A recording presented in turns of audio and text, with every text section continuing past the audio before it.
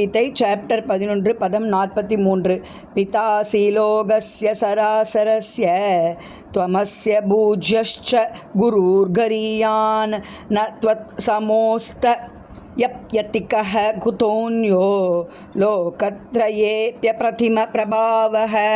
பிதா தந்தை அசி நீங்கள், லோகஸ்ய உலகம் முழுவதற்கும், சர அசைகின்ற, அச்சரஸ்ய அசையாத, துவம் நீங்கள், அஸ்ய இந்த, பூஜ்ய வழிபாட்டிற்குரிய, ச மேலும், குரு குரு, கரியான் புகழத்தக்க, ந இல்லை, துவத் சமஹ உமக்கு சமமாக, அஸ்தி இருக்க, அப்யத்திகஹ உயர்ந்த, குதஹ எவ்வாறு சாத்தியம், அந்யஹ மற்ற, லோகத்ரயஹ மூவுலகங்களில், அபி மேலும், அப்பிரதிம பிரபாவக அளவிட முடியாத வலிமையே. இந்த பிரபஞ்ச தோற்றத்தில் உள்ள அசைகின்ற அசையாத அனைத்திற்கும் தாங்களே தந்தை, வழிபாட்டிற்குரியவர்கள் முதன்மையானவரும் பரம ஆன்மீக குருவும் நீரே.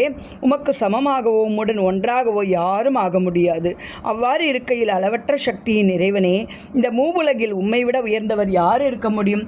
சர்வம் கிருஷ்ணார்ப்பணம்.